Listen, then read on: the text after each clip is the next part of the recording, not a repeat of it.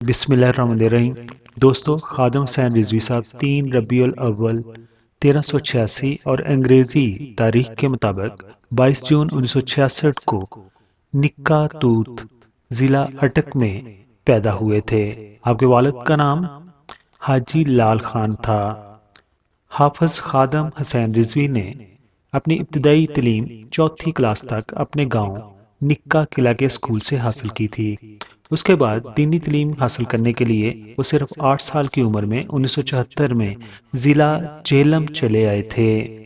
جب آپ 1974 میں جہلم میں آئے تو اس وقت ذوالفقار علی بھٹو کی حکومت تھی اور تحریک ختم نبوت اپنے عروج پر تھی، اور اس کی وجہ سے جلد سے جلوس اور پکڑ دکڑ کا عمل بھی جاری تھا۔ جہلم میں علامہ صاحب کے گاؤں کے استاد حافظ غلام محمد پہلے ہی سے موجود تھے، جنہوں نے حافظ خادم حسین رضوی صاحب کو جہلم کے اندر موجود جامعہ غوثیہ شائط علوم عیدگاہ میں داخل کروا دیا۔ یہ مدرسہ قاضی غلام محمود کا تھا، جو کہ پیر مہر علی شاہ کے مرید خاص تھے، جبکہ اسی مدرسہ کے اندر حفظ قرآن مجید کی تعلیم دینے کے لیے استاد قاری غلام یاسین موجود تھے، جن کا تعلق بھی ضلع گجرات سے تھا اور وہ آنکھوں کی بینائی سے محروم تھے۔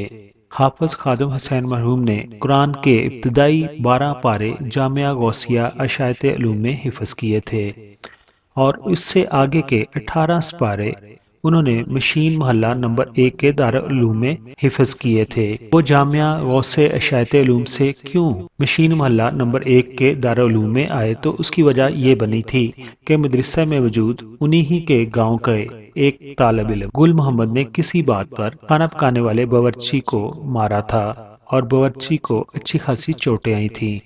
اسی وجہ سے گل محمد کو مدرسہ سے نکال دیا تھا، اور پھر آپ کے محلہ کے جو وہاں پر استاد حافظ غلام محمد موجود تھے، تو انہوں نے اپنے تمام لائے ہوئے طلباء کی، جن کی تعداد 21 تھی، انہیں اس دارالعلوم سے نکال کر مشین محلہ نمبر 1 پر واقع دارالعلوم میں داخل کروا دیا تھا، اور انہی میں خادم حسین بھی شامل تھے۔ آپ نے قرآن پاک حفظ کرنے میں 4 سال کا عرصہ لیا تھا۔ جب آپ نے قرآن پاک حفظ کر لیا تو آپ گجرات کے قریب دینا میں چلے آئے تھے، اور وہاں 2 سال آپ نے قرأت کی تعلیم حاصل کی تھی۔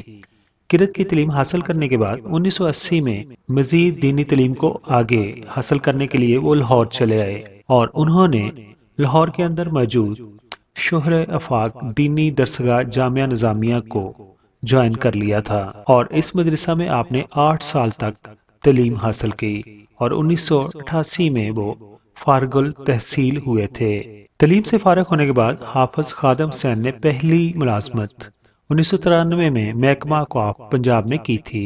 اس سلسلے میں آپ داتا دربار لاہور کے نزدیک واقع پیر مکی مسجد میں خطیب مقرر ہوئے تھے، لیکن بعد میں آپ نے اس ملازمت سے استعفیٰ دے دیا تھا۔ جب آپ نے محکمہ اوقاف کی ملازمت سے استعفیٰ دیا، اس وقت آپ کی تنخواہ 20,000 کے قریب ماہانہ تھی۔ وہاں سے استعفیٰ دینے کے بعد آپ نے یتیم خانہ لاہور روڈ کے قریب واقع مسجد رحمت العالمین میں خطیب کی ذمہ داری سنبھالی۔ 1990 میں جامعہ نظامیہ میں علم صرف کا درس آپ نے دینا شروع کر دیا تھا۔ 1993 میں محکمہ اوقاف لاہور کی طرف سے دربار سائیں کانواں والے گجرات میں آپ کو ایک دفعہ پھر خطابت و امامت کے لیے مقرر کیا گیا، لیکن وہاں بھی آپ حکومتی پالیسیوں پر تنقید کی وجہ سے 4 ماہ کے لیے معطل کر دیے گئے تھے۔ اس کے بعد آپ کو گورنمنٹ نے پھر دوبارہ بحال کر دیا، اور آپ پیر مکی صاحب لاہور کی مسجد میں دوبارہ فرائض انجام دینے لگے، لیکن حکومتی پالیسیاں حسب معمول آپ کا ہدف تھیں۔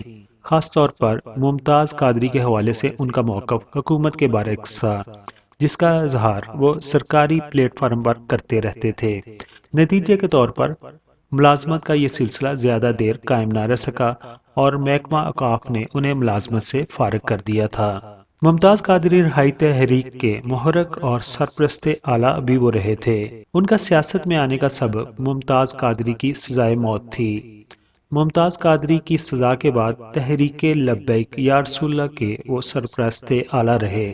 جیسا کہ ہمیں معلوم ہے، تحریک لبیک یا رسول اللہ کے بانیوں میں ڈاکٹر اشرف آصف علی جلالی تھے، لیکن پھر حافظ خادم حسین کا کسی بات پر اشرف آصف جلالی سے اختلاف ہو گیا اور آپ نے تحریک لبیک پاکستان بنا لی۔ 2016 میں توہین مذہب کے قانون کے حق میں ریلی نکالنے پر آپ پر لاٹھی چارج بھی کیا گیا اور انہیں گرفتار کر کے جیل میں بھیج دیا گیا تھا۔ 2017 میں NA 120 لاہور کے ضمنی انتخاب میں پہلی بار آپ سیاسی منظرنامے پر نمودار ہوئے اور 7,000 ووٹ حاصل کر کے سب کو حیرت میں ڈال دیا۔ NA 4 پشاور کے ضمنی الیکشن میں بھی آپ نے حصہ لیا اور تقریباً 10,000 ووٹ حاصل کیے۔ لودھرا کے الیکشن میں بھی ان کی تنظیم کو 11,000 کے قریب ووٹ پڑے تھے۔ 2017 میں نواز شریف حکومت نے ایک پارلیمانی بل میں حکومت کی طرف سے قانون ختم نبوت کی شق میں الفاظ بدل دیے تھے، جس پر ہر طرف سے صدائے احتجاج بلند ہوئی۔ خادم حسین رضوی نے بیانات کی بجائے عملی قدم اٹھایا اور نومبر 2017 میں فیض آباد انٹرچینج پر کئی دن تک دھرنا دیا، جس کی وجہ سے وزیر قانون زاہد حامد کو استعفیٰ بھی دینا پڑا تھا۔ خادم حسین رضوی کی مادری زبان پنجابی تھی، تاہم انہیں فارسی پر بھی مکمل عبور حاصل تھا۔ شاعری سے بھی وہ خاص لگاؤ رکھتے تھے اور خود کو کلام اقبال کا حافظ کہتے تھے۔ حافظ خادم حسین کا روحانی طور پر سلسلہ نقشبندیہ میں خواجہ محمد عبد الواحد المعروف حاجی پیر صاحب کالا دیو جیلم سے تعلق تھا۔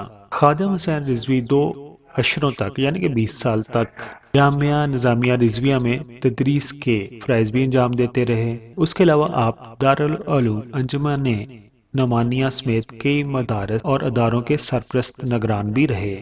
دوستو، 2009 میں پیش آنے والے ایک حادثے میں وہ معذور ہو گئے اور ویل چیئر تک محدود ہو گئے۔ مولانا خادم حسین رضوی کے بڑے بھائی امیر حسین رضوی گاؤں میں مسجد تعمیر کروا رہے تھے، تو وہ اس سلسلے میں 2009 میں اپنے گاؤں جانے کے لیے سفر پر روانہ ہوئے۔ راستے میں ایک ڈرائیور کو نیند آ گئی اور ایک موڑ سے گاڑی نیچے جا گری تھی۔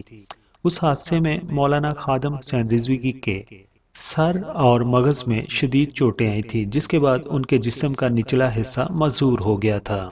اب ہم بات کرتے ہیں خادم حسین رضوی کی ازدواجی زندگی کی۔ تو جناب حافظ خادم حسین رضوی کی شادی اپنے چچا کی بیٹی سے ہوئی تھی۔ آپ کے والد لال خان نے آپ کے لیے اپنی بھتیجی کو پسند کیا تھا۔ آپ کی شادی 1993 میں ہوئی تھی۔ اس وقت آپ محکمہ اوقاف میں خطیب کی ملازمت پر فائز تھے۔ اگر آپ کی اولاد کی بات کریں تو حافظ خادم حسین رضوی کی اولاد میں 2 بیٹے اور 4 بیٹیاں شامل ہیں۔ ان کی بیٹیوں کے نام تو نہیں بتائے جا سکتے، البتہ ان کے بیٹوں میں حافظ محمد سعد اور حافظ محمد انس شامل ہیں۔ دونوں بیٹے حافظ قرآن ہیں اور 10 نظامی کا کورس بھی کر چکے ہیں۔ دوستو، چند دن پہلے فیض آباد پر آپ نے دھرنا دیا تھا۔ اس بار ان کا مطالبہ تھا کہ فرانس کے سفیر کو پاکستان سے نکال دینا چاہیے، کیونکہ فرانس کے صدر نے گستاخانہ خاکوں کی حمایت کی تھی۔ دوستو، خادم حسین رضوی صاحب 19 نومبر 2020 کو شیخ سید ہاسپٹل میں ایڈمٹ ہوئے تھے اور وہاں پر آپ کی 19 نومبر 2020 کو 8:48 پر ڈیتھ ہو گئی تھی۔ تحریک لبیک کے مطابق جنازے میں 10 لاکھ سے زیادہ لوگوں نے شرکت کی تھی اور گریٹر اقبال پارک تحریک لبیک کے کارکنوں، عقیدت مندوں اور مریدین سے بھر گیا تھا، جس کی وجہ سے پارک میں داخلے کے تمام دروازے بند کر دیے گئے تھے۔ آپ کی وفات کے بعد تحریک لبیک پاکستان کی مرکزی شورا نے علامہ خادم حسین رضوی کے صاحبزادے حافظ سعد رضوی کو نیا امیر منتخب کیا تھا۔ دعا گو ہیں کہ اللہ تعالیٰ ان کو جوار رحمت میں جگہ عطا فرمائے۔